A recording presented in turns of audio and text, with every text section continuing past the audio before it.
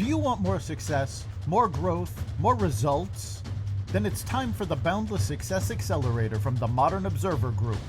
This isn't your average coaching program. It's where top performers come to dominate. Weekly group sessions, on-demand coaching, a community that's got your back, and a power-packed library of tools to supercharge your business and career. No more excuses, no more waiting. Get in, level up, and start building the life you've been dreaming about. Visit us at modernobserver.com/boundlesssuccess to join today. Let's get you to the next level. We're here because the news is being distorted. We're here because people are being inundated with misinformation on social media. We're here because people are being judged guilty until proven innocent. We are fighting back with facts. This is not a safe zone, so buckle up, Buttercup. This is the raw, naked truth.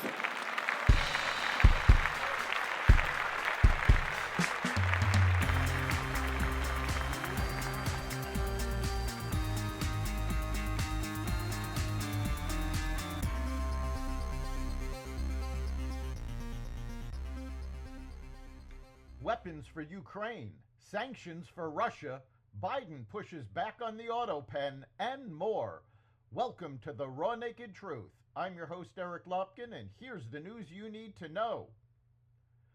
President Donald Trump on Monday confirmed that the U.S. has agreed to sell arms to NATO just moments after he said Russian President Vladimir Putin has 50 days to secure a peace deal with Ukraine or face 100% tariffs.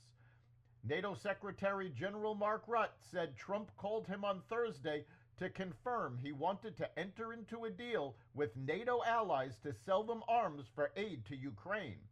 Trump said billions of dollars worth of U.S. arms would be purchased from allies like Germany, Finland, and Denmark that will be quickly distributed to Ukraine. Rutte, who said the decision was built on the tremendous success of last month's NATO summit, when nearly every nation in the alliance agreed to increase their defense spending to reach 5% of their nation's GDP, called the move logical.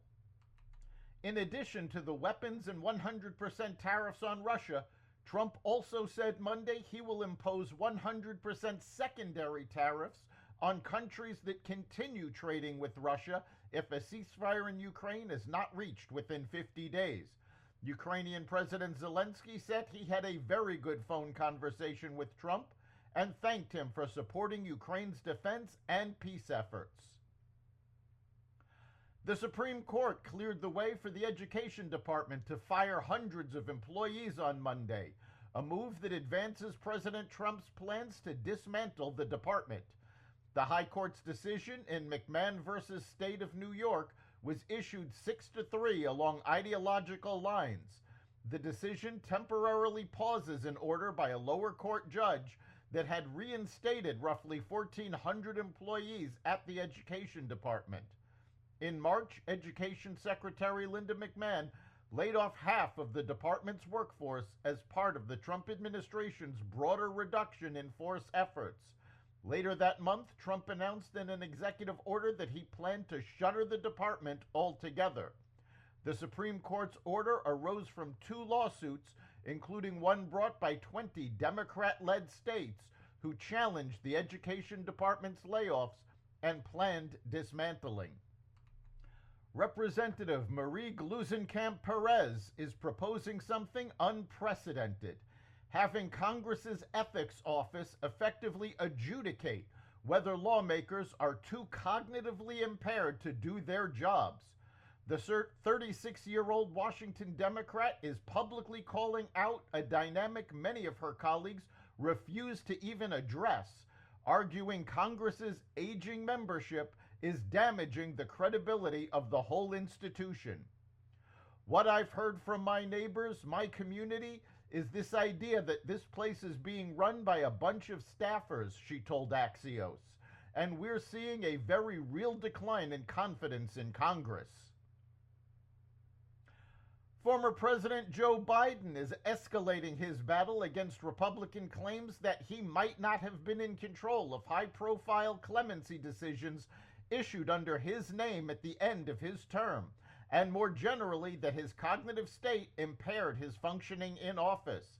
In an interview with the New York Times, former President Biden said that he had orally granted all the pardons and communications issued at the end of his term, calling President Trump and other Republicans liars for claiming his aides had used an autopen to do so without his authorization.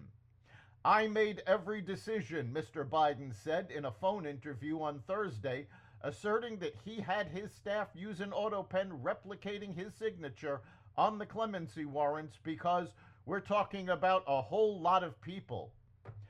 Staffers interviewed by the New York Times for the story, however, stated that Biden approved general parameters for pardons, but individual pardons were done by the staff with the autopen, contradicting what Biden stated.